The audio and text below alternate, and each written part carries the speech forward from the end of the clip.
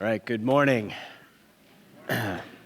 I'm going to violate our rules of decorum here and have some rescue tea there. Picked up a nasty cold, and I figured that's fitting. Today we're talking about the resurrection of the body, and that's fitting because I feel like death. So, now the concepts and the hope of resurrection, the fact that your tomb, your actual tomb, will be empty, is kind of the fundamental hope that we have as followers of Jesus. And I think a helpful way to get at that is to take a few steps back and kind of shift our perspective, specifically on Jesus and his life. See, a lot of us probably don't know that on either side of Jesus' life, by about 100 years before and after, there were, as best we could tell, about 12 different movements where people, men, rose up, gained a following, and either declared that they were the Messiah, the one that everyone had been waiting for to save Israel, or they sure acted like it. 12 on either side of Jesus' life. And part of the reason that they were kind of spurned onto this is that people began talking, and the way that they calculated it out is really complicated, so we'll just go with the summary here, is that out of all of these promises that God had made, that God would send this Savior, this Messiah, which is really like a king, who would come and beat the bad guys, which was most likely the Romans and those who conspired and collaborated with the Romans, and reestablish the kingdom of Israel, and God's presence would refill the temple. Like that was about to happen. People kind of had this sense that God was finally going to do everything that he had promised. So it raised their expectations, and then you'd get some charismatic leader with a following. He'd get up there, and he would try to attack the Romans or something like that. And all of those movements, including the Jesus movement, ended the same way, with the death of the leader. A lot of the other ones ended up with the death of this leader's inner circle, his top commanders, the people who were like his right and left-hand men. Which, by the way, if you know how that story goes, after Jesus' death, the disciples are hiding in this room. Well, it's because they know that they're next. So they all end the same way. The Romans come in, they wax the guy, they wax his inner circle, his higher ups, and then the movement dies. Except for Jesus. And the reason for that is that on that first Easter Sunday, when some of Jesus' disciples go to prepare his body, adorn it with spices, and do the right things, they were women, actually, and they go to his tomb, and he's not there. His tomb was empty. And there was some kind of angelic figure who explained that he had been raised from the dead. And as I mentioned, I think a month or two ago, they, in their excitement, run back and go tell the disciples, like, he's not in his tomb, he's been raised from the dead. And the disciples, all men, don't believe the women, and then run to the tomb to see for themselves. And you can come to your own conclusions on that's a joke about men listening to women, whatever. So this tomb is empty. And then what followed out of this movement that should have just been snuffed out like all of the others is this small cadre of people who actually interacted face to face with this man who made all of these crazy claims about his identity with God and the fact that he was God's son, whom plenty of them actually saw die. Now he's here. And the writers of Jesus' life are very careful to explain that this is not a spiritual resurrection. This isn't like a sense of, I had a vision in a dream of Jesus, or I feel deep within my heart that Jesus is raised, like some kind of imminent, immediate experience. Like, no, as the gospel writers explain, like Jesus makes breakfast. Literally. There's one scene, one of my favorites, where here is the man who defeated death, and he's making breakfast for his disciples. He made broiled fish, which is a disgusting breakfast. If you're going to have fish for breakfast, it should be cold smoked salmon on bagel with capers and cream cheese. But they're very careful to explain that Jesus' resurrection means his body, his flesh, his heart beat again. He was transformed. Something was fundamentally different about him, but he was also fundamentally the same. Now, this group of people, these followers of Jesus, expanded, and they went out and they told people about the fact that God raises from the dead, which nobody really thought was going to happen. Nobody saw that coming. And as they spread out throughout the Roman Empire, they go into territory that is actively hostile to this idea. There are no Greek and Roman writings that we are aware of where anybody believes that anybody can be raised from the dead, literally. And even among the Jewish people who do believe in resurrection, that's always something that was going to happen on the last day when God kind of finishes everything up. But the fact that God raised somebody from the dead in the interim was weird. It's like this momentary episode in history where these people's worldviews just shatter and change. Like, that's really hard to explain. Unless, like, there was Jesus staring him in the face. But these followers of Jesus were infectious because they lived in such a way that they believed that not only can God raise the dead, but he is actively doing that in his followers.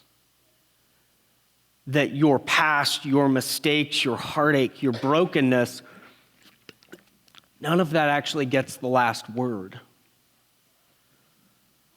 So imagine these people going and spreading around this hostile empire.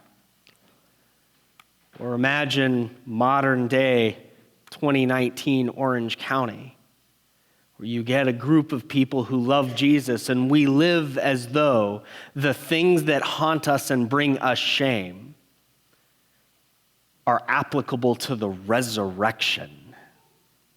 Those things in your life that when you have those flashes of memories, you go, I can't believe I said that. I can't believe I did that. I can't believe I got caught up in that. I can't believe that long series of poor decisions and habits have now grown into this monster that is inside of me and I can't control it. All of that is subject to resurrection hope. That whatever darkness, whatever dehumanizing impulse you have, not just to other people, to treat them as though they're less than human, but to treat yourself as less than human, all of that is subject to the resurrection. That this animating power that raised Jesus from the dead is actively at work in you right now. That is an infectious message of hope. And so this group grew.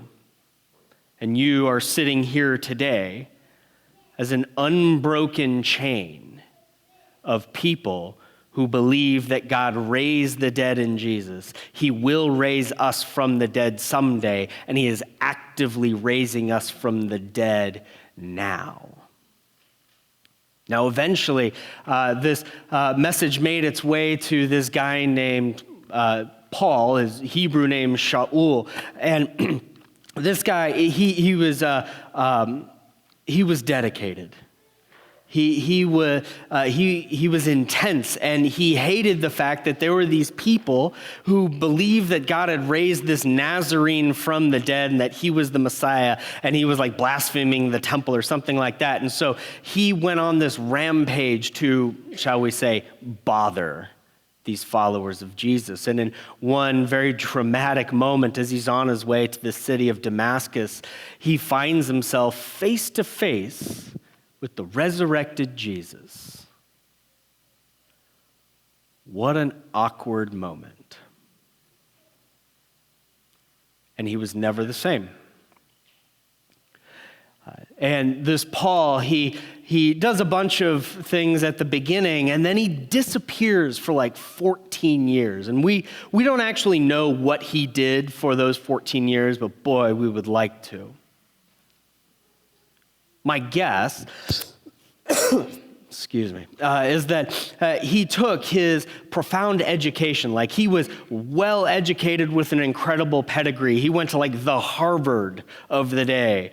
He, especially for a Jewish rabbi, he studied at the feet of a man named Gamaliel, who was one of the most respected rabbis of the ancient Jewish world, who was the grandson of the most respected rabbi of all time, Rabbi Hillel the Elder. And it seems like Paul took everything that he learned about who God is and about the people of Israel and God's laws and his prophets in these writings, and he re-understood them in light of the fact that God raised Jesus from the dead.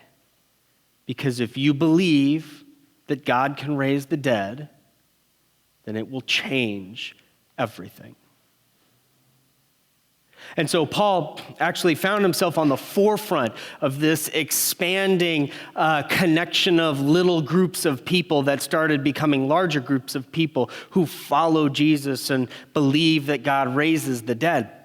And he was working with one particular church in the city called Corinth, and this is where our reading for today comes from.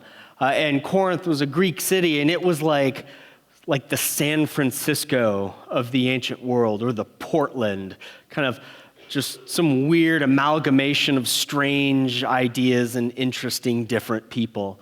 And they're Greek, so a lot of the people there don't really have any concept of resurrection. They don't. That would be a really tough thing to believe. And so Paul writes, in order to explain that this is where our hope comes from. And so he says, so it will be with the resurrection of the dead. The body that is sown perishable, it is raised imperishable. It is sown in dishonor, it is raised in glory. It is sown in weakness, it is raised in power. Now think about that. A body that is perishable, full of dishonor, and weak. Do you feel like that? I definitely feel like that today. But how many times have we found ourselves struck by our own dishonor?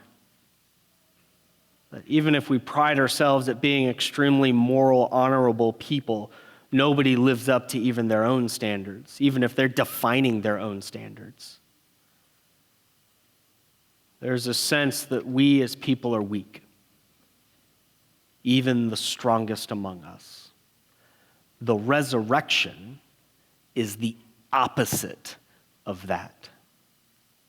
That Paul is talking about this reality that will come someday when God finally finishes what he started when he raised Jesus by raising the rest of us. But this is actively true about us now, and it is becoming more true.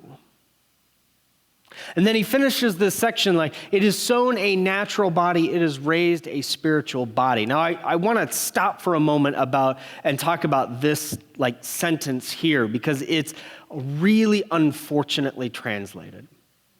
When you read, it is sown a natural body, it is raised a spiritual body, it is easy to mistakenly believe that we are talking about a resurrection that is spiritual. Like, I float up to the sky and I get a harp and sit on a cloud for some reason. Or it's like I just kind of float off to heaven and that's it. But that's actually not the message of Jesus or of the Bible. Now, Paul here he's contrasting two different words. When it says it is sown a natural body, and natural is psychikos in Greek, and the spiritual body there is pneumatos, or pneumatikos, excuse me. Psychikos and pneumatikos. And thankfully, he uses those two words in contrast earlier in this letter so we can get a sense of what that means to him. In 1 Corinthians 2, he says, the person without the Spirit, that is, psychikos, does not accept the things that come from the Spirit of God, but considers them foolishness, and so on. And then in 15, the spiritual man, pneumatikos, makes judgments about all things, but he himself is not subject to any man's judgment. So in other words, when he says it is sown a natural body, he's saying it is sown a body that is not enlivened by the Spirit, that is not in Jesus, that has not passed into Jesus' death in its baptism to be raised to new life. Whereas a body sown in the spiritual is to say a body that is subject to resurrection. Now, a good portion of the rest of this reading is Paul repeating over and over again the same thing, just he keeps framing it in a slightly different way. Not to out him or anything, but at the first service when Pastor Christensen and I were sitting next to each other listening to this read, Pastor Christensen leans over to me and says, I think at this point Paul needed an editor. Because he just kind of, it's like, all right, we get it. This is important, but we get it. But the fact of the matter is, when we say resurrection, we mean bodies. When we say that the promise is your tomb is empty, we mean literally. It is not a metaphor. That this resurrection life was kicked off with Jesus when he walked out of his tomb. And I like to say that he walked out of his tomb, not because it says that in the text that he literally walked out of his tomb, but because it at least gives the sense that Jesus didn't float out of his body. It's his flesh and blood, but it's been transformed. So when you go into your graves, hopefully a long time from now, you will not rest there because Jesus did not stay there. And then Paul continues as he closes out this section. Listen, I tell you a mystery. We will not all sleep, but we will all be changed in a flash, in the twinkling of an eye, at the last trumpet. For the trumpet will sound, the dead will be raised imperishable, and we will be changed. For the perishable must clothe itself with the imperishable, and the mortal with immortality. When the perishable has been clothed with the imperishable, and the mortal with immortality, then the saying that is written will come true. Death has been swallowed up in victory. Where, O death, is your victory? Where, O death, is your sting? Up until Jesus, death gets the last word. After Jesus walked out of his tomb, resurrection gets the last word over your life. That the things that you struggle with now will not be the end of it. Now, there is an interesting little kind of corollary to all of this. If you've noticed, like as you go throughout your lives, things that occur to us or that we come across that are temporary tend not to matter. So say you're in a grocery store and you run into somebody with your shopping carts. You have a little shopping cart collision, and they seem nice. They're whatever, ha ha ha, and you have a nice interaction with a nice person, and then they leave your life forever. That was nice. It was temporary, and it doesn't matter. Or on the darker side of it, by some miracle of the resurrection itself, there's no traffic on the 55, and you manage to get to some real speed, and then you get a speeding ticket. Now that's a bummer. It ruins your day, but is it that big of a deal? No. You do your dumb little driving school online, and then you're done.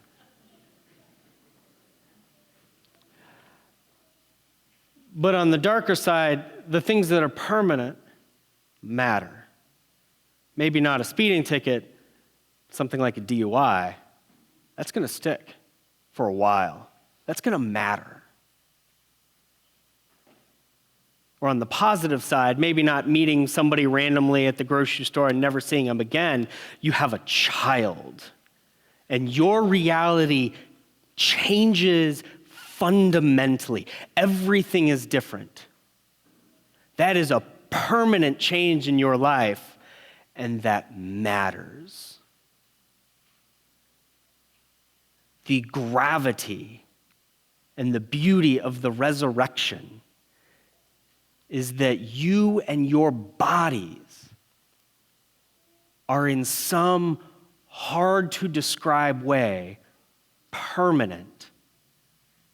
Our creation, as Paul writes in the book of Romans, creation is even waiting for this moment when God's resurrection people, he calls them the sons of God, are revealed. There's this urge, this moment that everything that God created is waiting for this moment when we are raised from the dead. Because all of this now matters. Your bodies matter. What you do matters.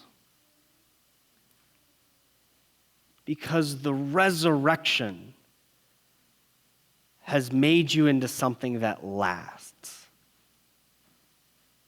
And death does not get the final word over your life. I will end with this. We all know what RIP means. You maybe say or writes the name of somebody who has died, RIP. What does that mean? Rest in peace. Did you know there's more to that? It's kind of, we just don't use it these days. But it's, may he rest in peace and rise in glory. In Jesus, your tomb will not be temporary. So hopefully many years from now, when you go into your grave, may you rest in peace and rise in glory. Let's pray.